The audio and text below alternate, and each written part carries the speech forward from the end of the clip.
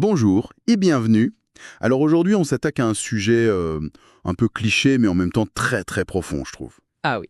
Ce duel presque mythologique. Paris contre la province. Le fameux duel. Exactement. On a exploré des sources qui s'amusent de ces différences de langue, de rythme, de style, mais nous, on va essayer d'aller un peu plus loin. Hmm. On va tenter de comprendre comment cette opposition, qui est parfois drôle, parfois un peu irritante, est en fait le miroir de l'histoire même de la France. Tout à fait. C'est l'histoire d'un centre surpuissant et de territoires qui résistent. Alors, décortiquons un peu ça. C'est exactement le bon angle. Parce que cette dualité, ce n'est pas juste une collection de clichés pour amuser les touristes, hein. Non, c'est clair. En fait, cette opposition, elle a littéralement façonné la France telle qu'on la connaît. Sur tous les plans. Oui, que ce soit l'identité, l'histoire et même la politique.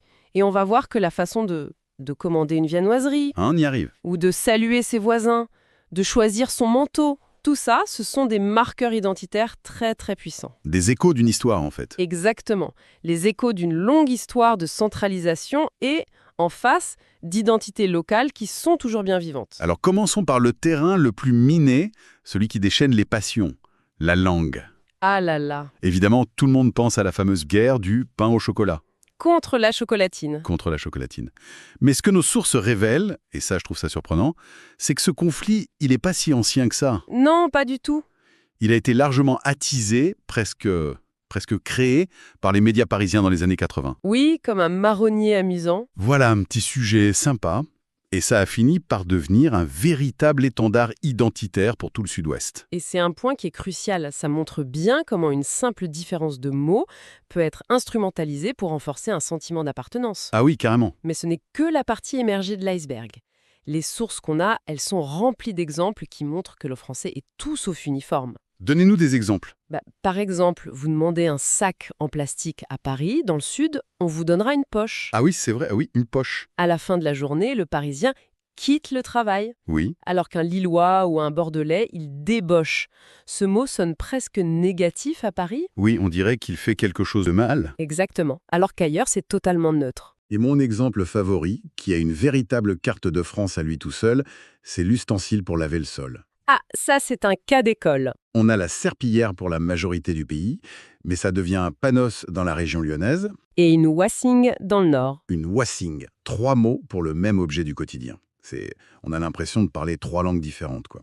Mais c'est là que ça devient passionnant d'un point de vue historique. Ce ne sont pas des dialectes, ce sont des fossiles. Des fossiles. Oui, chaque mot, comme wassing ou chocolatine, est une sorte de trace archéologique. C'est un acte de résistance inconscient contre des siècles de centralisation. Une résistance. Oui, une centralisation politique et culturelle menée depuis Paris. Wassing, ça vient du flamand wassen, qui veut dire laver. D'accord. Chocolatine a des racines occitanes. Ces mots, en fait, ils nous rappellent que le français dit standard, Le français Paris. le français de Paris, voilà, n'a pas gagné parce qu'il était meilleur, mais parce que le pouvoir était à Paris. C'est une question de pouvoir. Totalement. Ces mots, ce sont les cicatrices glorieuses de cette bataille culturelle. Et ça ne s'arrête pas aux mots, ça colore toute la musique de la langue. C'est vrai, les accents. On a l'accent parisien, souvent décrit comme rapide, un peu sec, Un peu pointu? un peu pointu, voilà, avec cette intonation qui monte sur les questions et qui peut parfois être perçue comme un peu agressive. C'est un parler très direct, optimisé pour l'efficacité. Et puis paf, on sort du périphérique et on entre dans un autre monde sonore. Un monde sonore avec ses propres pods, sa propre histoire. L'accent du midi, par exemple, si chantant avec ces E finaux qu'on prononce. Le fameux pneu. Un pneu, voilà. Ce n'est pas juste une façon mignonne de parler. C'est un héritage direct de la langue d'oc. Ah oui. Oui, qui a sa propre structure rythmique, sa propre mélodie. C'est la musique d'une autre langue qui continue de vibrer sous le français, en fait. Attendez, mais si on pousse le raisonnement jusqu'au bout, ça veut dire que l'accent parisien est lui aussi un accent régional. Mais bien sûr, Celui de l'Île-de-France et non pas une absence d'accent comme on l'entend tout le temps. absolument. Et c'est là qu'on touche à un enjeu social qui est majeur, la hiérarchie des accents. C'est-à-dire, Le fait de considérer l'accent parisien comme la norme, c'est une construction purement sociale et politique. ce n'est pas naturel. Ah oui, quand même. Et l'accent du Sud-Ouest manque de sérieux. Ce n'est pas juste une perception, c'est une barrière quantifiable. Une barrière à l'emploi. Oui, une barrière à l'emploi. Les sociologues appellent ça la glottophobie. C'est fou. Ça veut dire qu'un comédien ou un journaliste qui vient de Marseille, par exemple, doit consciemment gommer son accent pour avoir certains rôles ou certains postes à l'échelle nationale. Très souvent, oui. C'est une pression qui est énorme. L'accent que vous portez peut influencer la perception de votre crédibilité, de votre intelligence, de votre légitimité. C'est dingue. Et cette hiérarchie, cette pression à se conformer à une norme, elle n'est pas juste dans la façon de parler. Elle infuse absolument tout. Tout le rythme de vie au quotidien, Exactement. c'est une transition parfaite. Parlons-en de ce rythme de vie. On décrit souvent Paris comme un tourbillon, le fameux métro boulot-dodo. Mhm. On y apprend des compétences de survie très spécifiques. Le slalom sur le trottoir, l'évitement du contact visuel dans le RER, L'optimisation de chaque seconde. voilà. Mais je me demande, cette caricature, est-ce qu'elle est toujours juste aujourd'hui? Elle est juste dans le sens où elle décrit une gestion de l'espace et du temps qui est dictée par la densité extrême. D'accord. À Paris, le temps, c'est une denrée rare. Il est dévoré par les transports. L'espace, c'est un luxe. Donc forcément, les interactions sociales sont plus courtes, Plus fonctionnel? plus fonctionnelles, voilà. Mais ce que les sources mettent bien en lumière, c'est la différence de script social. Un script social. Oui, dans un commerce parisien, le script est optimisé pour l'efficacité. C'est pap, bonjour, je voudrais ceci, merci, au revoir. Rapide, poli, impersonnel. C'est vrai, c'est transactionnel. Voilà. Alors que dans beaucoup de villes de province, le script, il inclut une étape de reconnaissance communautaire. C'est ça. Quand on entre dans une salle d'attente ou une petite boulangerie, ce bonjour qu'on lance à tout le monde À la cantonade. et qui reçoit des réponses, c'est une façon de reconnaître l'existence des autres, de tisser un lien minimal, même entre inconnus. Exactement. Et il ne faut surtout pas tomber dans le piège de juger l'un supérieur à l'autre. Non, bien sûr. Le script parisien n'est pas impoli, il est adapté à l'anonymat d'une mégalopole. Ce serait bizarre de dire bonjour à tout le monde dans le métro. Ce serait non seulement impossible, mais ce serait perçu comme une agression. La réserve, à Paris, c'est une forme de respect de la bulle de l'autre. C'est intéressant comme point de vue. Mais est-ce que cette réserve, cet anonymat, n'est pas aussi une forme de liberté? Ah, développé. En province, on dit souvent que tout le monde se connaît. Ça peut être chaleureux, mais ça peut aussi être une forme de contrôle social. Oui, le regard des autres. Voilà. À Paris, personne ne se soucie de comment vous êtes habillé ou de ce que vous faites. Il y a une liberté dans le fait d'être un inconnu, non? C'est un excellent contrepoint. Et les sources l'abordent. C'est la tension classique, théorisée par le sociologue Ferdinand Tonnier, entre la Gemeinschaft, La communauté. la communauté, oui, basée sur les liens personnels, la proximité, et donc le contrôle social. Et de l'autre, la Gesellschaft, La société. la société basée sur les liens impersonnels, l'individualisme. Paris, c'est l'archétype de la Gesellschaft. La liberté individuelle y est maximale. Mais avec un prix à payer. Oui, au prix d'une certaine solitude ou d'un sentiment d'isolement. La province tend davantage vers le modèle de la Gemeinschaft. Plus de solidarité, mais moins de liberté. Potentiellement, plus de solidarité de proximité, mais peut-être moins de liberté personnelle. Ni l'un ni l'autre n'est idéal, ce sont juste deux modes d'organisation sociale. On le voit aussi dans la façon de se voir, tout simplement. À Paris, les interactions sociales, elles sont souvent planifiées des semaines à l'avance. Ah oui, les agendas. Il faut qu'on se fasse un dîner et hop, on sort les agendas. En région, il y a une plus grande place pour la spontanéité. Le fameux passe à la maison pour l'apéro ce soir. Exactement. Ça semble beaucoup plus courant. C'est une conséquence directe de ce rapport au temps et à l'espace. Quand les distances sont plus courtes et les emplois du temps moins surchargés, le coût d'une interaction spontanée est bien plus faible. C'est logique en fait. Ce n'est pas une question de nature des gens, mais de structure.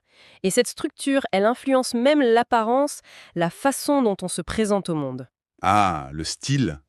On arrive au dernier grand cliché, l'uniforme de la parisienne. Le fameux. Le trench beige, le jean parfaitement coupé, les couleurs neutres, cette fameuse élégance sans effort. Oui, qui en réalité demande énormément d'efforts. Énormément d'efforts, oui. Mais je me demande, ce cliché, il ne s'applique en fait qu'à une toute petite partie des Parisiennes, non? Celle des beaux quartiers. Mais vous mettez le doigt dessus? Si on va à Belleville ou dans le 18e, la diversité est immense. Bien sûr. Le style de la parisienne, c'est une construction marketing et sociale extrêmement puissante. Exporté dans le monde entier, Oui, par l'industrie du luxe, les influenceuses, c'est avant tout un marqueur de classe sociale, un code qui dit J'appartiens à une certaine élite culturelle et économique. Et la sobriété est un signe de distinction. Exactement. Signifier qu'on n'a pas besoin d'artifice pour être chic. Mais c'est un code qui est très exclusif et très très localisé. Et en face de ce code, de cet uniforme, on trouve quoi?